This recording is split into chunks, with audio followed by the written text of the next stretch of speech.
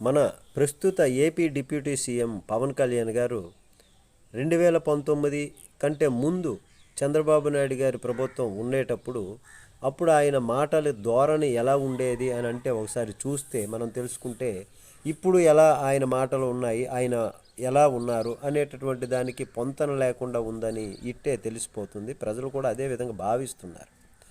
అప్పుడు ఏమన్నారు?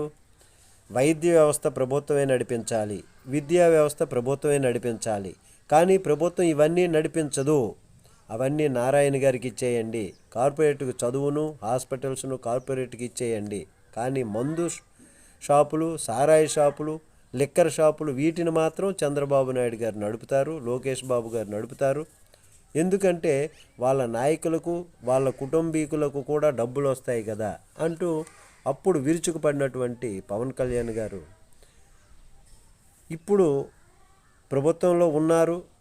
మరి విద్యా వ్యవస్థను ప్రైవేటు పరం, వైద్య వ్యవస్థను ప్రైవేటు పరం చేసేస్తుంటే ఇప్పుడు ఏం చేస్తున్నారు? మరి ఈయన ప్యాకేజీ స్టార్ కాదా అనేటటువంటి విధంగా ప్రజలు భావిస్తున్నారు. మీరైతే ఏమంటారు? నమస్తే.